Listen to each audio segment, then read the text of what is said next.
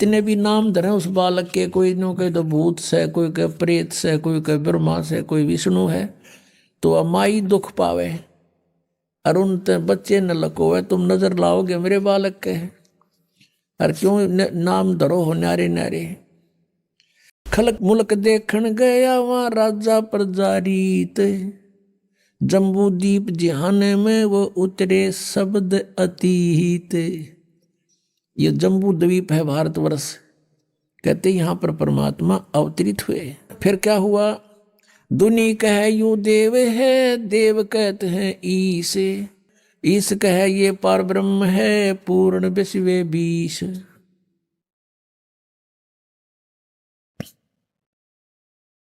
अपनात्मा अब क्या होता है, जब परमात्मा 25 दिन के हो गए, ना कुछ खा रहे हैं ना पी रहे हैं। अब एक समस्या और खड़ी होगी नीमा के सामने, नीरू के सामने। नीमा कहती है कि मैं, ये बालक मरेगा, ये भगवान साथ में मैं मरूंगी, ये बच्चा अब मरेगा, क्यों खाता पीता नहीं, 2 दिन ना खाओ, माता पिता ने भी अन्न खाना मुश्किल हो जाता है। बहुत बुरी तरह रो रही है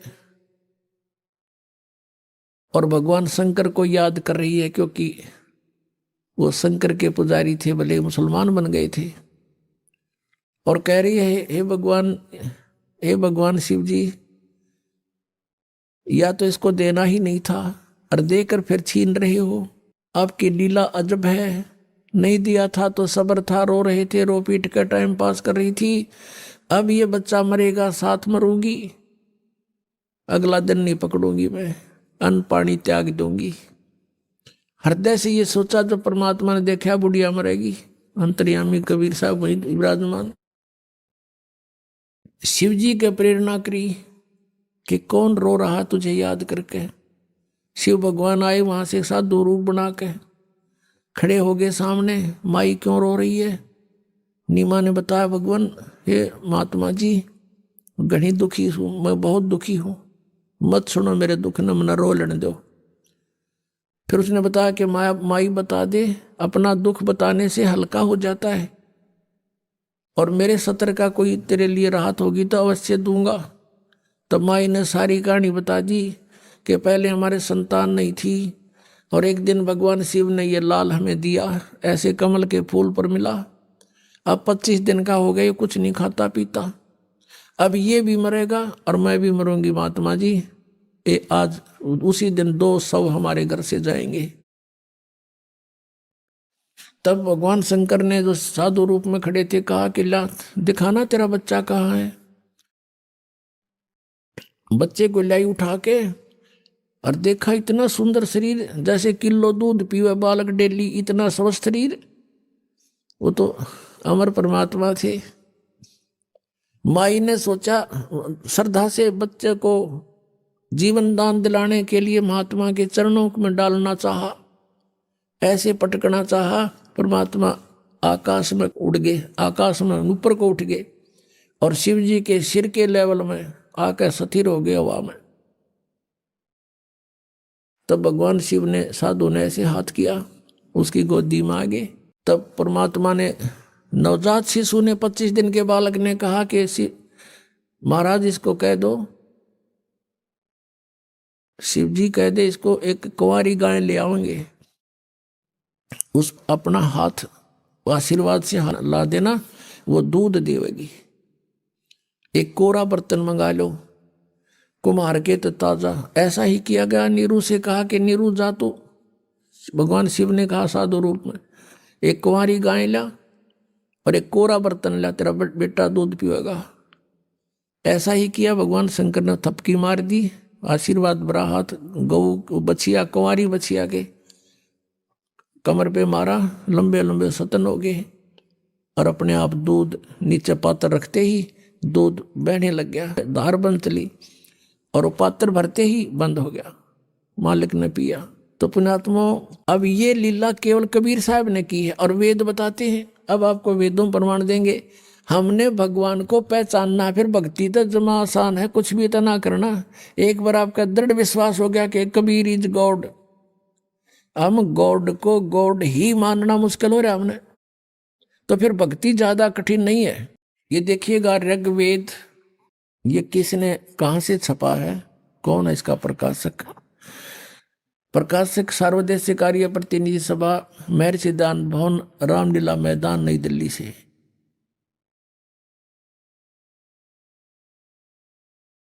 ये इसके मुद्रक हैं, Prince offset printers, 1510 Pataudi house, Daryaganj, नई दिल्ली से। ये 9-10 मंडल इकट्ठा ही अनुवाद करके जल्द किया हुआ है। ऋग्वेद मंडल 9 और सूक्त 1 का प्रथम मंत्र में देखो,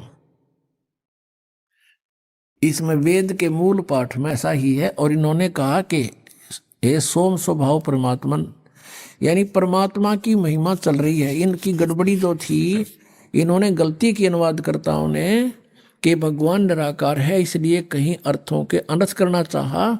उसको सिद्ध करने के लिए यहां से दिखा रहा है दास। अब 2 नंबर मंत्र में हे परमात्मन आप, भगवान की महिमा चल रही है। और फिर तीसरे मंत्र में हे परमात्मन आप, फिर चौथे मंत्र में हे परमात्मन आप, और फिर 5वें मंत्र में हे परमात्मन तुमको, और फिर 6ठे मंत्र में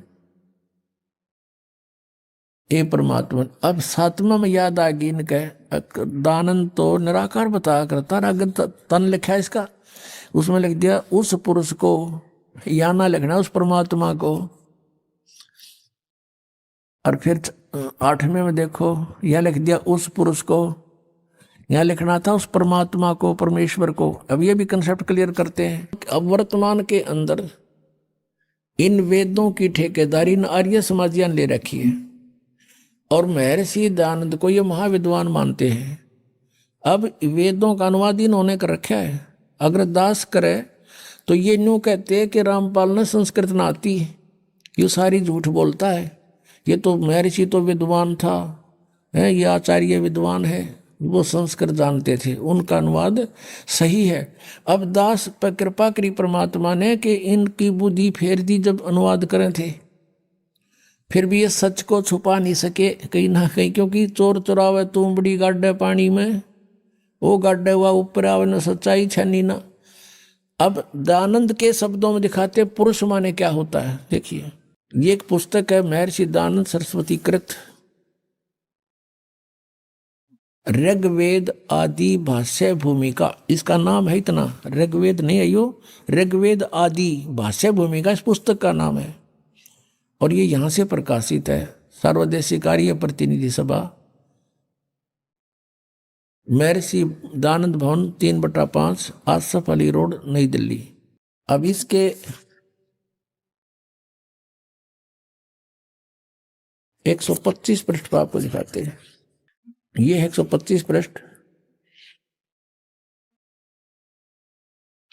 यह सृष्टि विद्या विषय संक्षेप। अच्छा इसमें यहां ये कोई अनुवाद करना चाहा इसने, भाषार्थ कर रहे हैं कि पुरुष माने यत पुरुष, ये संस्कृत है। पुरुष उसको कहते हैं कि जो सर्वशक्तिमान ईश्वर कहता है। अंडरस्टूड हो गया? पुरुष माने परमेश्वर, सर्वशक्तिमान प्रभु, पुरुष उसको कहते हैं इसके ही शब्दों में। अब हम फिर आते हैं ऋग्वेद के उसी मंडल में, ऋग्वेद मंडल नंबर 9 सूक्त नंबर 1 मंत्र नंबर अब 8 और 9 में यहां इन्होंने पुरुष लिख दिया, तो पुरुष का अर्थ परमेश्वर ही होता है। देखिएगा ये ऋग्वेद हम फिर पढ़ रहे हैं, वही जो अभी आपको दिखाया था थोड़ी देर पहले, ये वही मंडल है। ऋग्वेद मंडल नंबर 9 और सूक्त नंबर 1। अब मंत्र नंबर 6 तक तो इन्हें लिख दिया परमात्मा, और आगे इन सोचिए तो बात बिगड़े, पहले शुरू कर दिया उस पुरुष को, उस परमेश्वर को ये कहना था। यहाँ देखो 8वें में उस पुरुष को उग्र गतियां प्रेरणा करती हैं और भासमान शरीर को यानी बहुत सुंदर तेजोमय शरीर को वह पुरुष यानी वह परमात्मा, जैसा दानदा पे बता रहा पुरुष माने परमेश्वर, वह परमात्मा प्राप्त होता है। तो निराकार कहाँ रहा भगवान, ये निराकार निराकार कहा करते, यहाँ देखिएगा।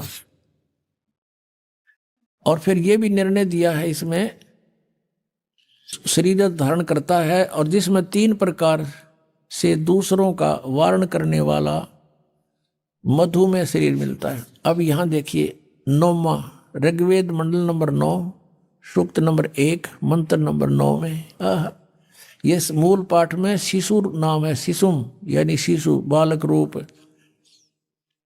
अभी अदन्या, अभी इमम अदन्या, यहां से पढ़ते हैं उस सोम स्वभाव वाले श्रद्धालु पुरुष को, सोम माने पुरुष माने परमात्मा को, उस अमर पुरुष को, शिशु जो शिशु रूप धारण करके प्रकट होता है। अभी अदन्या, अदन्या माने बिना दनाई, यानी कभी ब्याई ना हो, यानी उसने टच भी ना करी हो सांड ने बैल ने, तो यहाँ कहते हैं अभी अधन्या, यानी पूर्ण रूप से बिना धनाई। अभी माने सब प्रकार से पूर्ण रूपेण, अधन्या माने यानी कंवारी। अभी अधन्या का अर्थ समझो कंवारी। देनव माने गौवे, कंवारी गौवों से उसकी तृप्ति करती हैं। भावार्थ है कि परमात्मा जब शिशु रूप धारण करके प्रकट होता है, उसके पालन की लीला, परिवर्ष की लीला कंवारी गौओं से होती है। अंडरस्टूड, इतना ही काफी है। अपनात्माओं, ये तो वेदों में लिखा है, वेद तो बहुत पुरातन ग्रंथ माने जाते हैं, और परमात्मा ने ये लीला 600 वर्ष पहले की, और प्रत्येक युग में ऐसे ही करते हुए, इसलिए उनको नारायण कहते हैं कि नार माने जल, आयन मानस वहां विराजमान होने वाला, और भगवान सारी आण पानी में रहेगा। कोई नौका तो नारायण है जल में रहता नहीं, वो यहाँ जब आता है एक सरोवर में कमल के फूल के ऊपर, उस जल के ऊपर विराजमान होता है, इसलिए वो नारायण, ये है वो नारायण कबीर साहब।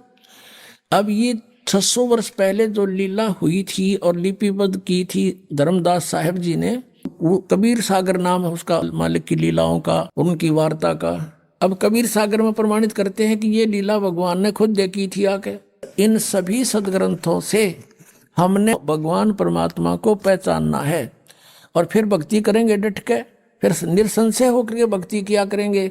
ये थोड़े से दिन की बात है, पूरे विश्व में ये बात आप पे सेट हो जाएगी कि सचमुच परमात्मा एक ही है, हम एक पिता की संतान हैं, पूरी पृथ्वी पर हम एक ही प्राणी हैं, एक ही पिता की संतान है, और मोक्ष सभी को चाहिए, यहाँ से छुटकारा सबको चाहिए। तो सबको यही साधना करनी पड़ेगी, और कोई विश्व में विकल्प नहीं रहेगा, क्योंकि ज्ञान से जानकारी होती है हमारे को। अब ज्ञान ऐसा निर्मल हो गया, इसमें संशय नहीं रहा कि हु इज गॉड, कौन है वो परमात्मा। Kabir is God. ये देखो, ये कबीर सागर है, खेमरा श्री कृष्ण दास प्रकाशन बंबई से। ये कबीर पंथी का ही कबीर सागर ज्ञान सागर प्रथम खंड, कबीर पंथी भारत पथिक स्वामी युगलानंद बिहारी द्वारा पुरस्कृत, इसके द्वारा संशोधित। मुद्रक में प्रकाशक हैं खेमरा श्री कृष्ण दास, अध्यक्ष श्री वेंकटेश्वर प्रेस, खेमरा श्री कृष्ण दास मार्ग बंबई।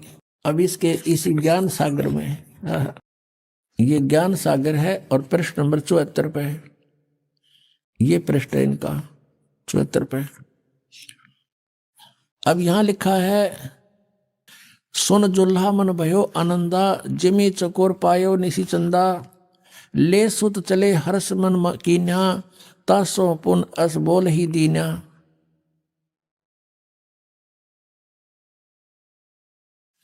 सुत काशी को ले चले लोग देखण ते आव, वही गरीबदास जी ने लिखा है और वही कबीर सागर में लिखा है। अन्न पानी बखे नहीं, जुल्हा शोक मनावे, तब जुल्हा मन कीन तिवाना, रामानंद सो कही उत्पाना, मैं सुत पायो बड़ गुणवंता, कारण कौन बखे नहीं संता, रामानंद ध्यान तब धारा, जुल्हा सो तब वचन उचारा। पूर्व जन्म में ते ब्राह्मण जाति, और हरि सेवा किन्नी सी बलभाती, कुछ तुम सेवा हर की चूका, ताते भयो जुल्हा का रूपा, प्रीति प्रभु गही तोर लीनी, ताते उद्धान में सुत तो दीना। नीरू को कहा कि तू पिछले जन्म में ब्राह्मण था। रामानंद जी के पास गए कि मेरा लड़का भोजन नहीं खा रहा है, ना कोई दूध पी रहा है, कोई समाधान बताओ स्वामी जी। स्वामी जी ने फिर कारण बताया कि तू पिछले जन्म में ब्राह्मण था, तूने कोई गलती की थी जिस कारण से तू दानक बना, जुल्हा बन गया। उसने कहा मालिक वो तो हुई सो हुई, हे प्रभु जस की नो तस पायो, मैंने तो किरा सो भर लिया, आरत हो तू दर्शन आयो, सो कहिए उपाय गुसाई, बालक अक्षुधावंत कुछ खाई। ऐसा विधि बताओ मेरा बच्चा कुछ खा ले। रामानंद युक्ति विचारा, तुम सुत कोई ज्ञानी अवतारा, बचिया जाही बैल नहीं लागा, सोले ठाड करो ते आगा। रामानंद जी बता रहे हैं कि तेरा पुत्र कोई आम व्यक्ति नहीं है, ये पिछले जन्म का कोई अच्छा विद्वान पुरुष है, इसलिए इसने पिछली अपनी जानकारी है। और बचिया जाही बैल नहीं लागा, यानी कंवारी गाय जिसने बैल ने कभी टच भी नहीं किया है, और सो ले ठाड करते ही आगा, उसके सामने ले आओ। दूध चले ते थनते, दूध धरो छिपाई, अक्षुधावंत जब होवे ताके दे खवाई। जुल्हा एक बछिया ले आवा, और चलो दूत कोई मरम न पावा, चलो दूत जुल्हा हरसाना, राग छिपाई का हो नहीं जाना। अब यहाँ जो दूत शब्द है ना, ये कबीर पंथियों ने ये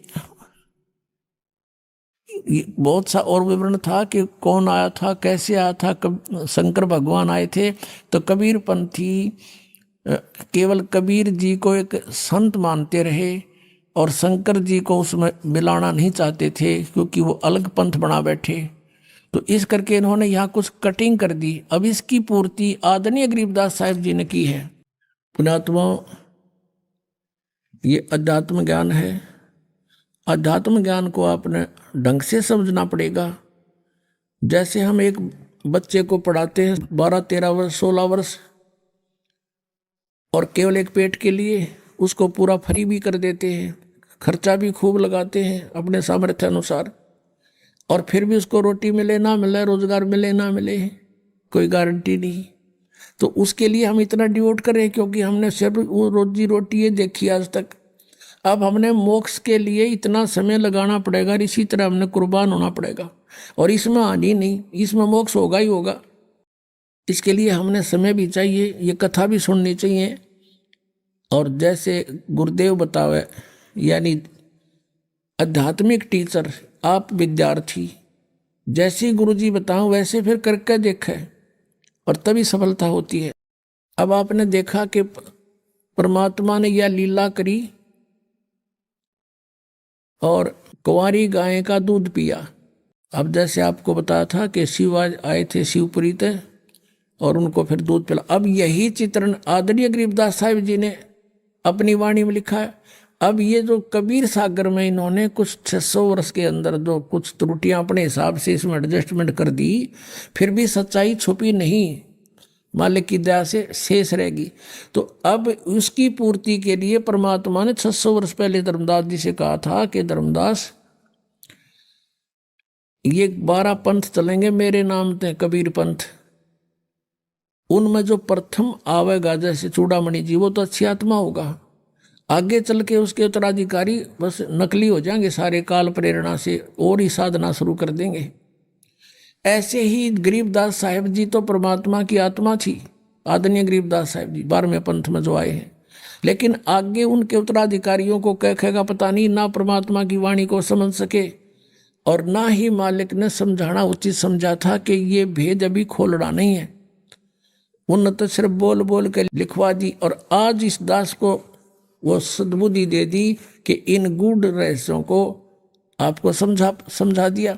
तो उस समय 600 वर्ष पहले परमात्मा ने कही थी क्या होगा कि 12वां पंथ जो कबीर पंथ होगा, उसमें मेरे महिमा की वाणी फिर प्रकट होएगी, मेरा सच्चा ज्ञान फिर प्रकट होगा 12वें पंथ के प्रवर्तक के द्वारा।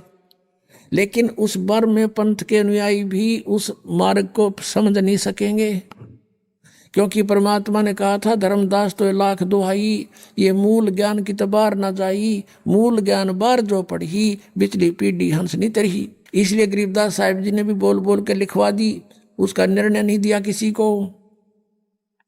इसलिए कहा कि ये सब पढ़ेंगे गरीबदास वाले पंथ के भी लोग, लेकिन वो समझ नहीं सकेंगे।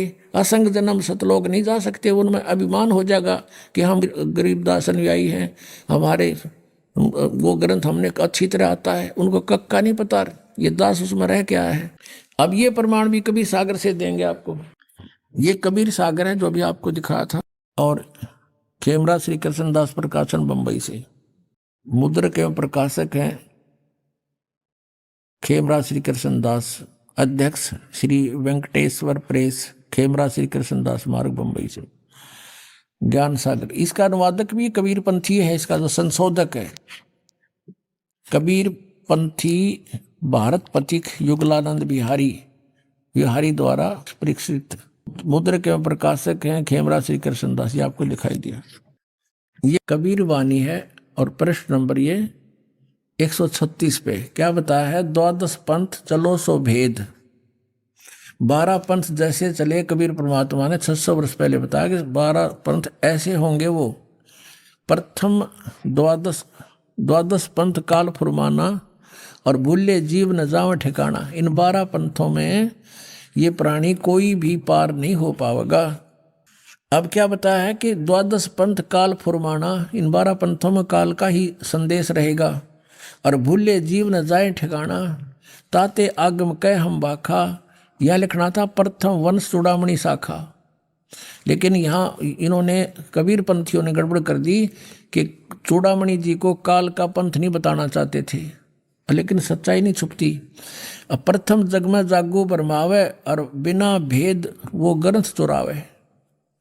दूसर सुरत गोपाल होई मूल निरंजन, फिर पंथ टकसार पंथ, फिर सतनामी पंथ, ये जीवा पंथ, सतनामी पंथ, राम कबीर पंथ। अब यहाँ इन्होंने क्लियर लिखा है कबीर चरित्र बोध में, ये है बोध सागर में कबीर चरित्र बोध, और यहाँ से शुरू किया है ये 1870 पृष्ठ पे। ये 1870 है, ये ब्रैकेट वाले पृष्ठ हैं ये। और बोध सागर यहाँ लिखा है कि कबीर साहब के पंथों का वृंतांत, नारायण दास जी का पंथ। ये नारायण दास जी कबीर पंथ में नहीं थे, ये तो श्री कृष्ण पंथ में था। यहाँ था चूड़ामणि का पंथ, इन्होंने जान के काट दिया। यागो दास जी का पंथ, जागो को है यागो पंथ। और तीसरा सूरत गोपाल, चौथा मूल निरंजन, पांचवा टकसार पंथ, फिर भगवान दास पंथ, सतनामी पंथ, कमालिय पंथ, राम कबीर पंथ, 12वां है गरीबदास पंथ। ये छुड़ाने वाले जो हुए हैं गरीबदास जी, वो 12वें पंथ में। अब फिर हम यहाँ आते हैं, अब फिर आते हैं कबीर वाणी के 136 पृष्ठ पे कबीर सागर में। अब फिर देखते हैं 12 पंथ चलो सो भेद। हम यहाँ तक आ जाते हैं कि प्रथम जागू का, दूसरा सुरत गोपाल, तीसरा मूल निरंजन है, ये चौथा, और 5वां टकसार पंथ। धीरे हम यहाँ आते हैं फिर जैसे सतनामी पंथ, राम कबीर पंथ, फिर ज्ञानी पंथ, और फिर 10वां 11वां वैसे परम धाम की वाणी पंथ। अब ये है 12वां संवत 1775 हुई, ये 1774 है, क्योंकि संवत 1774 सन 1717 में गरीबदास जी का जन्म हुआ था। ये 12वां पंथ है, ये गरीबदास वाला पंथ। और संवत 1774 समझो 74 हुई, इसमें लिखा है 75 है। ता दिन प्रेम प्रगटे जग सोई, आज्ञा रहे ब्रह्म बोध लावे, कोली चमार सबके घर खावे, साख हमारी ले जीव समझावे, असंग जन्म ठोड़ नहीं पावे। गरीबदास जी की वाणी से ये समझावेंगे असंग जन्म वो ठिकाना नहीं जा सकते। 12वें पंथ प्रगट हो वाणी, 12वें पंथ गरीबदास जी द्वारा मेरी महिमा की वाणी फिर प्रगट होएगी। जो कबीर सागर में त्रुटियां हो गई होंगी उनको पुनरावर्ती कर देगी। 12वें पंथ प्रगट हो वाणी, शब्द हमारे की निर्णय ठानी। ये गरीबदास पंथ वाले हमारे इस वाणी का निर्णय तो करने की चेष्टा करेंगे, लेकिन अस्थिर घर का मरम नहीं पावें। और ये 12 पंथ हम ही को जावें। साख हमारी लिए जीव समझावें, ये गरीबदास पंथ वाले अन्य। और कहते हैं असंग जन्म वो छोड़ नहीं पावे, असंग जन्म नहीं जा सकते गरीबदास पंथ वाले। और दो नकली कबीर पंथी जो और हैं वो भी। फिर कहते हैं बारहवें पंथ हम ही चल आवे। वो 12वें पंथ में आगे चल के जो वाणी प्रकट होने के बाद और सब पंथ मेट एक ही पंथ चलावे। अब दास को भेज दिया, दास इस गरीबदास पंथ से संबंधित है। और 12वें पंथ वो खुद नहीं आए, परमात्मा दास को भेज दिया और वही पावर दे दी, अपने काम तो वही कर रहे हैं मालिक की। 12वें पंथ में हम आएंगे, फिर ये न सब न देखेंगे, सबको एक पंथ बना देंगे, सारा सब ज्ञान के आधार से समझ जाएंगे। तब लग बोधो कुरी चमारा, फिर तुम बोधो राज दरबारा। प्रथम चरण कलयुग निराणा, तब मगर मांडो मैदाना। कहता है कलयुग का प्रथम चरण वो होगा, मैं मगर से सह शरीर जाऊंगा। मगर से प्रथम चरण कलयुग का, 3 चरण बताए कलयुग के, ये बिचला चरण अब चल रहा है। ये प्रथम चरण कलयुग निराणा, और तब मगर मांडो मैदाना। धर्म राय से मांडो बाजी, तब धर बौद्धों पंडित का जी। अब यहां जाता है 5505, तब ये शब्द होगा साचा। 5505 जब वर्ष चले जाएंगे कलयुग के, तब ये साचा होगा। समझ लो ये साचा हो गया। और आज ये 2011 चल रहा था। अब इसका कारण क्या था कि कलयुग के जब 5505 वर्ष लगभग बीत जाएंगे, उस समय यो मेरी आज की बोली हुई वाणी 1398 से 1518 के बीच में जो वाणी बोली है परमात्मा ने वचन कहे हैं कि ये उस समय सच्ची होंगी। आज ना दच्चा किससे कहे, आज किसी को विश्वास नहीं होगा इसका। उस समय ये सच्ची होगी ये बात जो मैं आज बोल रहा हूं।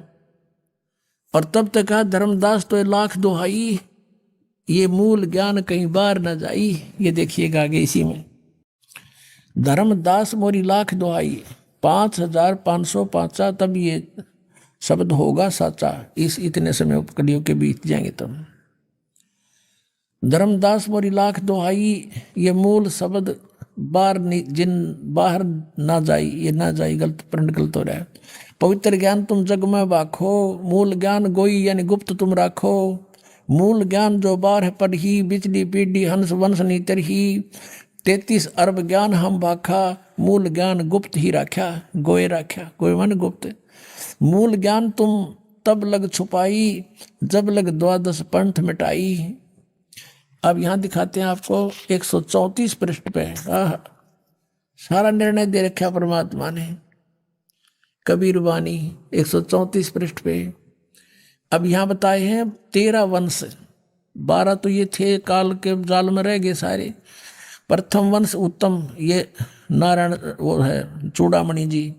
दूसरे ये जागू, और ये तीसरा, फिर चौथा, फिर 5वां। अब यहाँ आ जाते हैं कि 12वें वंश 12वां गरीबदास वाला ही हो। 12वें वंश प्रगट हो उजियारा, यानी 12वें पंथ में मेरी महिमा की वाणी से मेरा फिर से उजियारा सा होगा, क्लियर नहीं होगी उनसे। और कहते हैं 13वें वंश मिटे सकल अंधियारा। ओए होए, 13वां वंश मेरा आवेगा दास, कहते सब अज्ञान हटाया जाएगा, उसमें सब मिटे सकल अंधियारा। और एती दगा काल समाई, और तत्बिंदु की टेक रह जाई। काल इतनी दगा करेगा फिर भी हमारे तत्व ज्ञान की टेक रह जाएगी, यानी उस समय तक इसको छुपा के रखना है। जो 13वां वंश इस दास की तरफ संकेत है, अंडरस्टूड है। 13वें वंश मिटे सकल अंधियारा, अब सब झंझट, ये सब अज्ञान हट जाएगा। नौमन सूत उरजिया, ऋषि रहे जखमारे। सतगुरु ऐसा सुलझा दे, उलझन दूजी बार। अब जो आपको प्रसंग दास सिद्ध करना चाहता था कि परमात्मा जब आता है वो ऐसी लीला करता है, और वो लीला किसने की है? कबीर परमेश्वर ने, जिसके वेद गुण गाते हैं। और परमात्मा ने कहा था वेद मेरा भेद है, पर मैं ना वेदन के माही, और जौन वेद से मैं मिलूं। ये वेद जानते नहीं, वेद मेरी महिमा का गुणगान कर रहे हैं। और ब्रह्म की उत्पत्ति मैंने की, और ये वेद मेरी महिमा ही बढ़ा रहे हैं। आपको और थोड़ा वेद दिखाते हैं। पुण्यात्मा, हमने परमात्मा को पहचानना है। ये देखिएगा ऋग्वेद, ये ऋग्वेद है, इसको दिखाते कहाँ से है। ये यहाँ से प्रकाशित है, प्रकाशक पंडिता राकेश रानी, और यहाँ से छपा प्रधान कार्यालय वेद मंदिर महात्मा वेद भिक्षु सेवाश्रम, लेखराम नगर, इब्राहिमपुर, मुखमेलपुर, दिल्ली, दानंद संस्थान। इसमें मंडल नंबर 10 और सूक्त नंबर 49 में प्रथम ही मंत्र में लिखा है। ये देखिएगा, ऋग्वेद मंडल नंबर 2 सूक्त 49, ये 49 का प्रथम मंत्र।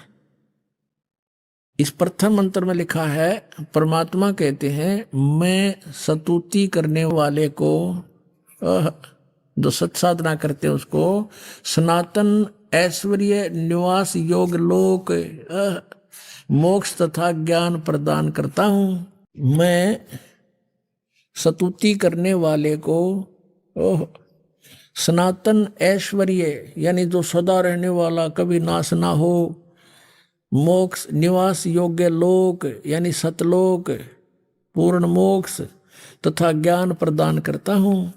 अहम ब्रह्म कर्णवम, मैंने ब्रह्म को उत्पन्न किया। इन्होंने वेद लिख दिया। ब्रह्म का अर्थ वेद नहीं होता, राजा का अर्थ विधान नहीं होता, संविधान नहीं होता। मैं ब्रह्म को उत्पन्न करता हूँ, काल की उत्पत्ति मैं ही करता हूँ ब्रह्म की। और जो वेदों में महिमा है, यह वेद मेरी ही महिमा की वृद्धि करता है। यज्ञदान सत्संग करने वाले को सन्मार्ग में आदेश करने वाला मैं ही हूँ, यानी तुम्हें रास्ता भी मैं दिखाता हूँ जो मेरी शरण में आ जाते हो। और वेद मेरी ही महिमा का गुणगान कर रहे हैं। अब क्या बताते हैं, अब ये सारे प्रमाण हो गए कि कबीर परमात्मा, वेदों में लिखा कि परमात्मा कहता है कि मेरा भेद है वेदों में पूरा, और ब्रह्म की उत्पत्ति मैंने की, काल की, इस ब्रह्म की। और वही खुद अपने सूक्ष्म वेद में 600 वर्ष पहले कहा था, वेद मेरा भेद है मना वेदन के माही, यानी जिस इन वेदों में मेरे पाने की विधि नहीं है, लेकिन महिमा मेरी ही है सारी। अब ये दास फिर उसी टॉपिक पर आता है कि आदरणीय गरीबदास साहिब जी की जो वाणी प्रकट हुई, उन्होंने उसकी पूर्ति की है। कबीर सागर में भी छुपी नहीं रही बात कि वो कह रहे, रामानंद जी ने कहा नहीं, ये दूत शब्द बीच में है। वो कहते उन्हें पता नहीं था वो कौन था, भगवान का भेजा हुआ कोई दूत आया था, वो बता गया कुंवारी गाय थपकी मार देगी। तो यहाँ कबीर सागर में लिखा है कि बछिया जाए बैल नहीं लागा, वो गाय लाओ जो अनटच हो, कुंवारी गाय हो। और यहाँ क्या कहते हैं गरीबदास जी, शिव उतरे शिवपुरी से अवगत बदन विनोदे, मैं के कमल खुशी बहे लिया ईस को गोदे। उस परमात्मा को गोदी में ले लिया भगवान शिव जी ने। और शिव उतरे शिवपुरी से चल कर आए और वहां बच्चे को गोद में लिया। नजर नजर से मिल गई किया ईस प्रणाम, धन मोमिन धन पूर्णा ये धन का सीनी काम। दोनों भगवानों की जब नजर नजर से मैं मिली तो शिव जी समझ गए ये कोई परम शक्ति है, बड़ा सिद्ध पुरुष है। इतनी नवीना ज्ञान है कि ये कौन थे। फिर जैसे परमात्मा ने आदेश दिया, कहा शंकर भगवान से कि ऐसे ऐसे इनको कहो कुंवारी गाय लावें और उसके ऊपर आप अपना हाथ रख देना। तो गरीबदास जी कहते, अनब्यावर को दूहत है दूध दिया तत्काल, पीवे बालक ब्रह्म गति तां शिव भय दयाल।